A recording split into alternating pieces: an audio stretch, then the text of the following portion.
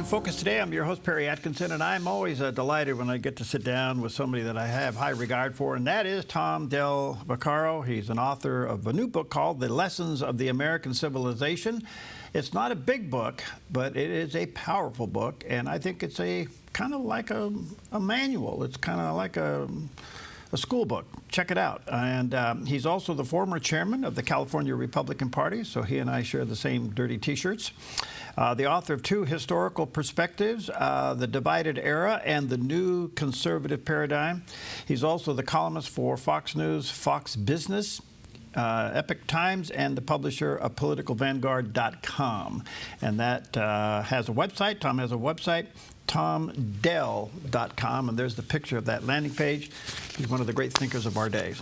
Brother Tom, good to see you, buddy. How you doing?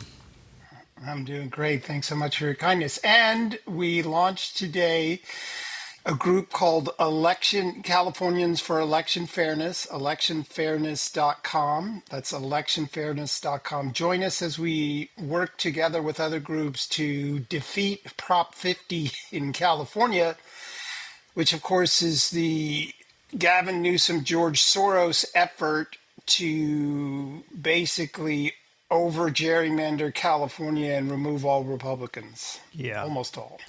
Where is that? Where is it? It's going to be on the ballot in October. We're 39 days away from the election. Ballots just dropped. So if you're in California and you're listening to me, you should be getting a ballot. If not, you can check with your registrar, but join us at electionfairness.com. Electionfairness.com. Stop Prop 50. Good stuff. Well, Tom, it's always great to have you. Kind of jump around a little bit. What did you think of the president's UN speech? Well, the historian in me says that he continues to confound history. You don't often show up to the UN and be so direct. But I'd have to put it on par with Reagan's evil empire speech or tear down this wall, because President Trump has no time for niceties. The world's in trouble. The West is challenged. Putin continues to do things, that are horrific, and the Western Europe needs to get its act together. So I thought it was very Trumpian, which is, these are the facts. You should be acting on them and get over your diplomacy and start saving people's lives. Well said. Well said. All right. It was preceded with some interesting things. The moment he and the First Lady stepped on the escalator, it stopped. The moment he get to the podium, the teleprompter stops, and then it starts, and then it glitches. And the audio from that to all of the outlets was muffled. Coincidence? Well, we live in a world where we're skeptical about many things.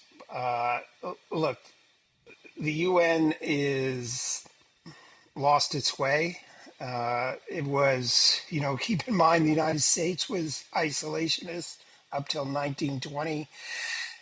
And then after World War II, we got involved with the United Nations. We wind up placing it here, being the major funder, but not benefiting all too much from it.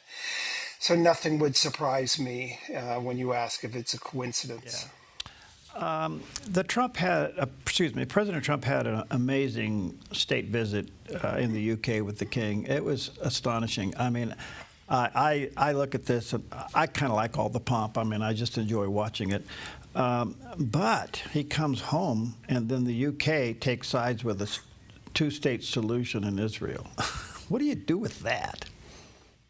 Yeah, Marco Rubio, who is quite honestly my favorite administration person, other than the president, lays it out clearly. The moment they did that, the Hamas started walking away from the table, right?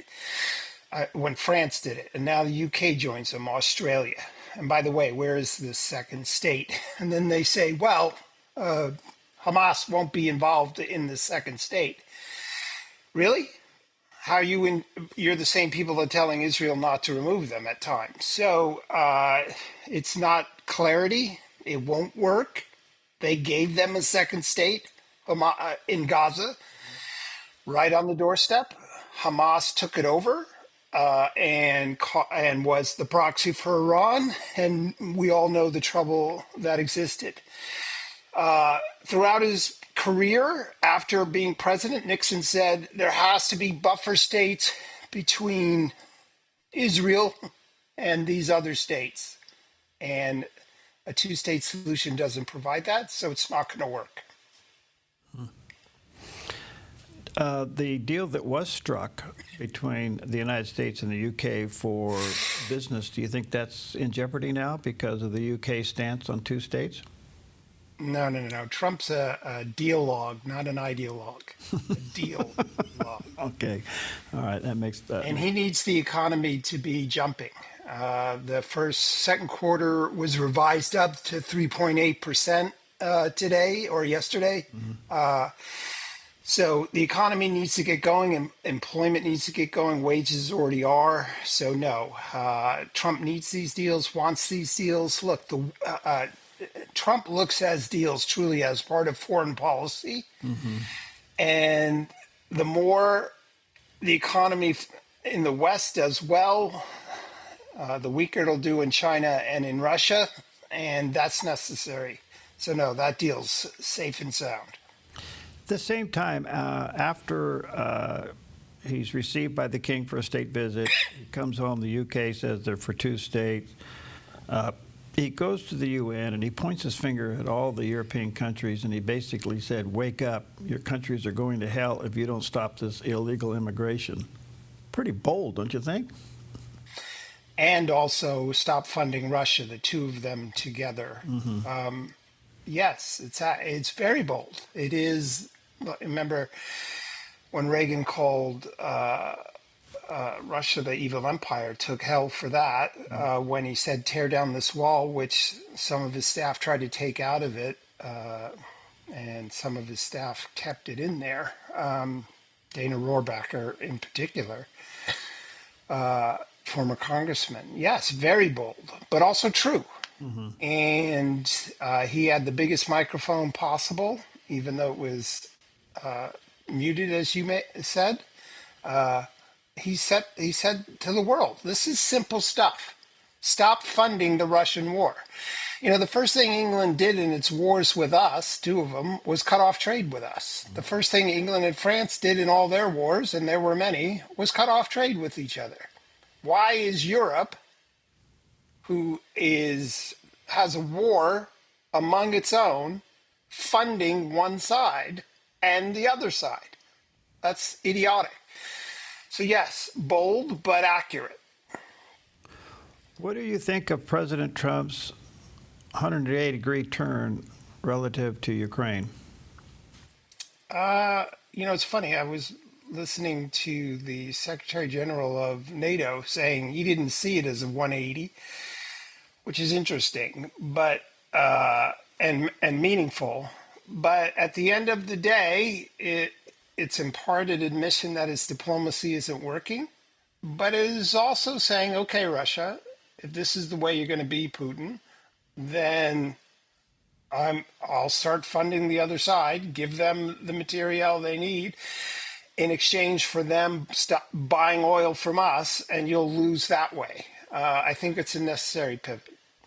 Do you think he'll follow through with sanctions on India, China, not mention the pressure that he's already put on Europe to stop buying oil, but he's got to extend that over to China and India as well. Do you think he will? Yeah, I'm troubled by India. India's long-term future. Look, the two biggest markets in the world, theoretically, are India and China. India, the biggest. So, and they're neighbors geographically. So they're sort of playing both sides here. They can't keep doing that. They need the American market, and they would be really hurt by extended tariffs. So I expect Trump to play hardball with India. China is like Iran. They'll shake your hand and break the deal the next minute. And he's got to play hardball with them. Uh, and there's really no two ways about that. In the meantime, back to Russia and Putin. It is kind of interesting that they haven't won this war. Their military. Well, it turns out, Perry, that communism isn't good at fighting wars either. Yeah, I mean, Who knew? But granted, I mean, there's a lot of deaths going on, and that's obviously the key motive behind the president's wanting to end this, and I get that, and we should. But when you look at the unsophistication of the Russian military on the ground, you got to shake your head and say, are you really a paper tiger? Why haven't you completed the job here? It is in part communism. They've run out of weapons. They replace them with troops, with North Korean troops, Chinese weapons, or Iranian weapons, on and on and on. They are, in a sense, a paper tiger. This gives great comfort to Finland and the other NATO countries about how weak they are, right? Meaning Russia. So there's no fear in their mind that Russia's going to move and start a war with NATO. But nevertheless, they can draw this thing out. It's almost turned into a World War I trench battle with very little movement and just lobbing bombs across from each other. Yeah. But yes, communism is a failure in many regards. All right, I want to switch topics on you, get your feel.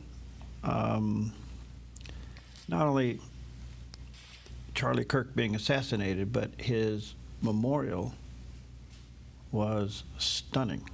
4.5 hours, 100,000 in the building, 20,000 went to a building next door, 80,000 got turned away, and then the analytics come in, 100 million watched it worldwide, and the gospel was clearly preached, loud and clear by people that we never thought would speak as clear as they did.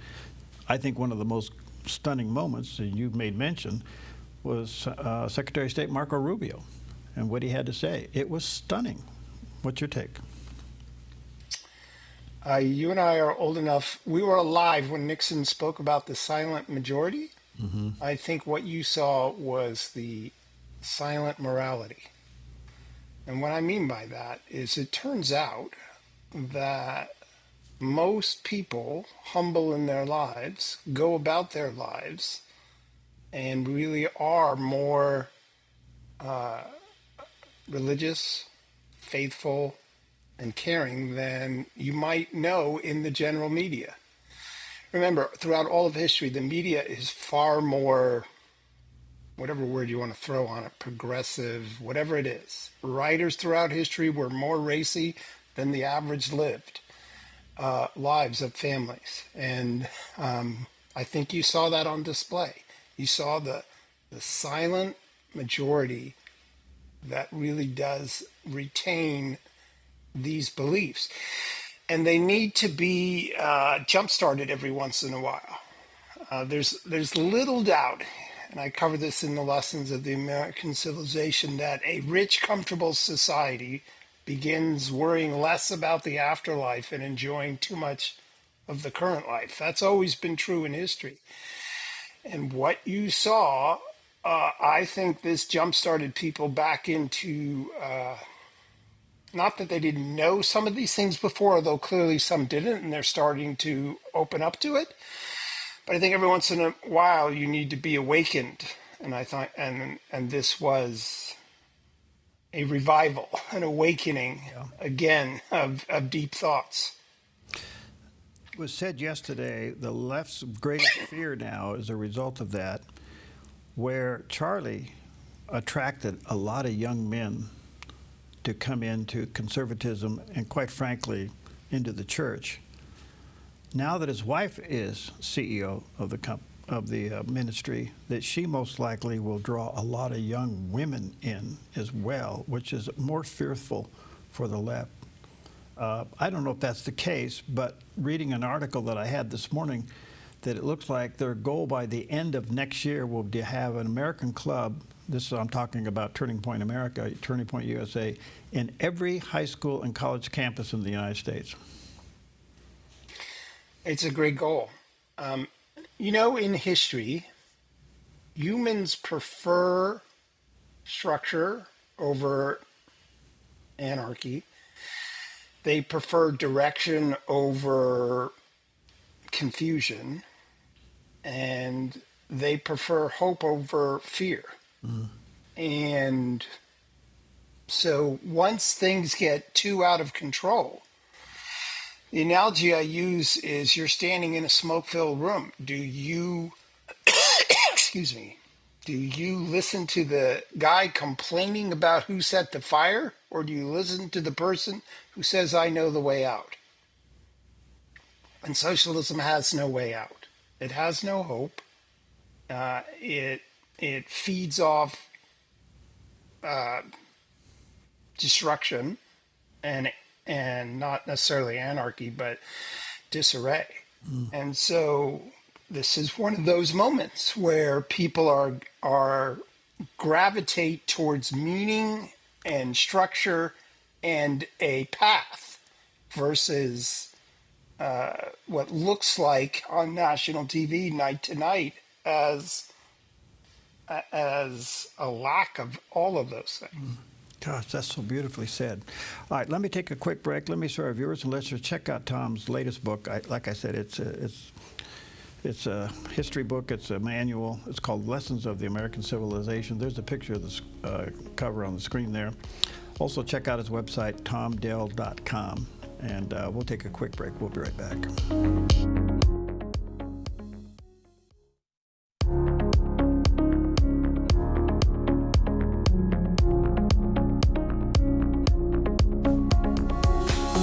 Welcome back. Always really an honor to have with us Tom Beccaro. He's the author of the book called The Lessons of the American Civilization. Tom, where can they get that?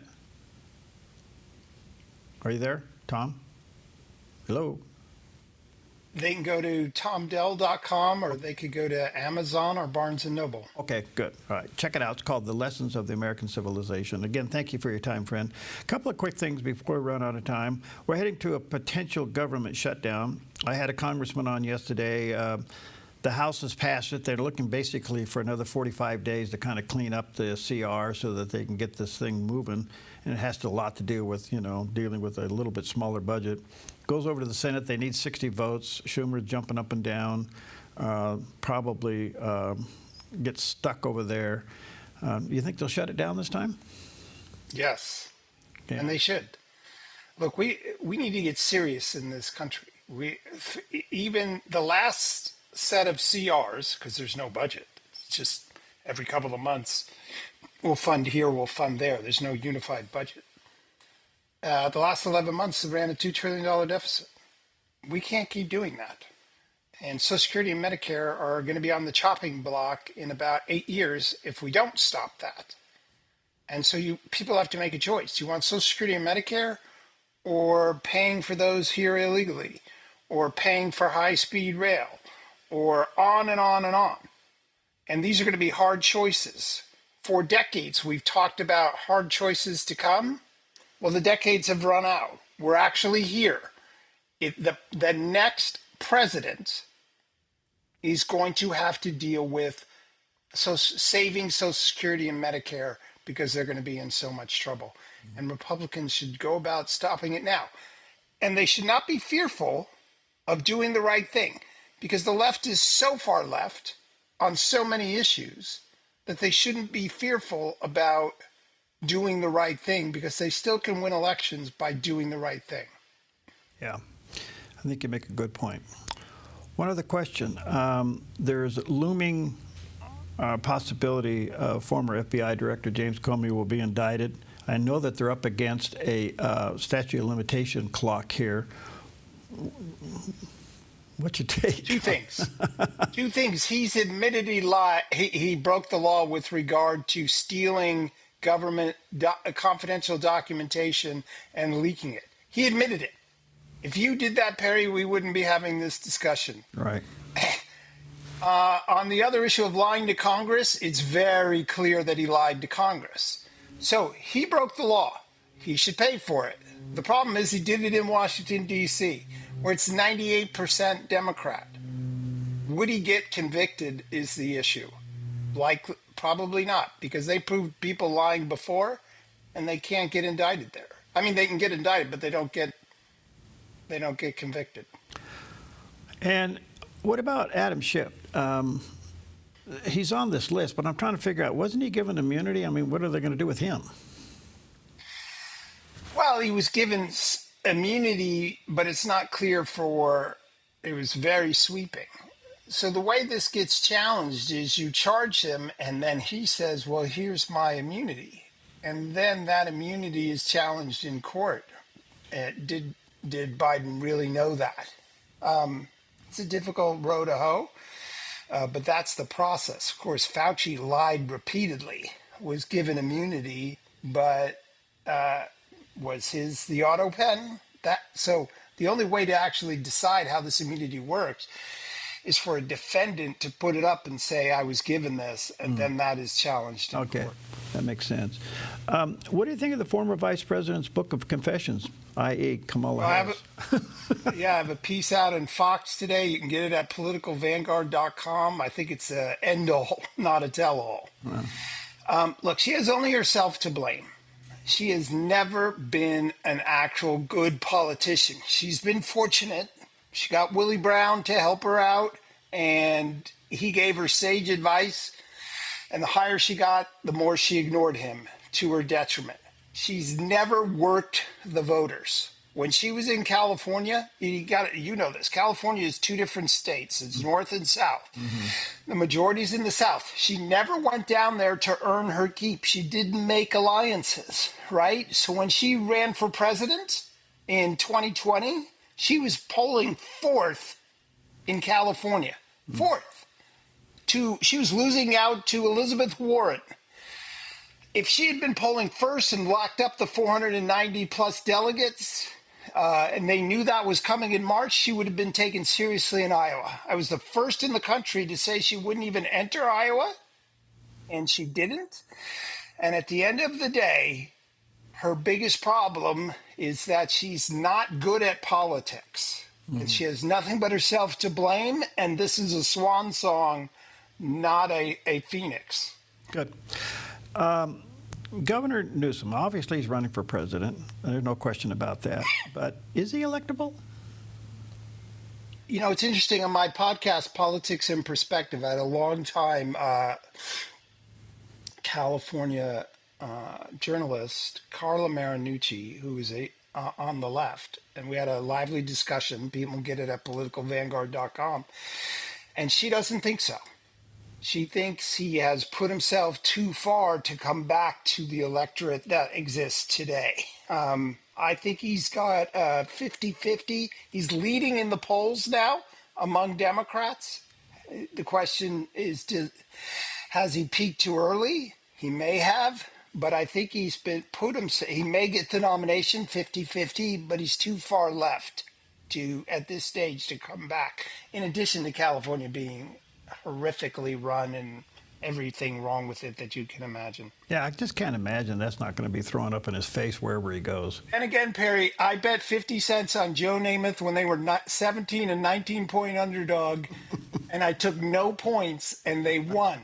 So if you're one of two people in the ring. Are you a Yankee fan too? By the way, that was the last bet I won. I just want to point that out. Wow. All right, so let's come back to something. I've got about a minute here. You got electionfairness.com. You got Prop 50 coming up, so we're on a lot of stations down through your area there. Tell us how important this is. It's everything. Of course, if George Soros and AOC are for it, you should be against it. And we have to get out the vote. There's a lot of voters, believe it or not, in California that don't know this is happening. So that's why you got to,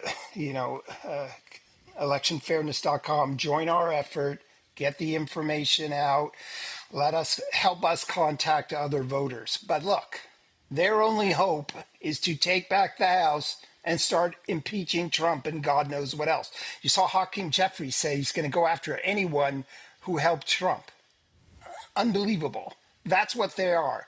So this next election is very important, and stopping Prop 50 is at the height of that. So people understand Prop 50 is bringing your reapportionment or your redistricting issue up for reconsideration of how you manage it. Normally it would happen down the road, but they brought it forward because Governor Newsom's ticked off at what happened in Texas. Yes, for only 3 election cycles. I mean, how blatantly political. So we have a constitutional process and independent commission. He wants to take away their job for the next 3 cycles, grossly gerrymandered California such that Del Norte and Modoc and Trinity, counties next to Oregon, are in the same congressional district as San Francisco. How ridiculous is that? And so he's just doing this to see if he can become president and be a fighter. He doesn't give a darn about Californians, and this would really hurt the state. So that's what this is about. All right. Hey, Tom, thank you, buddy. I really... Always good to see you. Thank you. You always give us the time. You have much to say. Let me serve viewers and listeners a couple places. Go to tomdale.com. That's his website. Get a copy of his book, Lessons for the American Civilization. You can go online and get that book.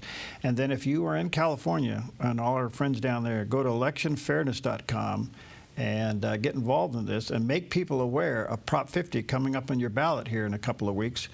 This is very, very important. Thank you, Tom. God bless you, pal. Stay in the fight. All right. Take care. See you soon.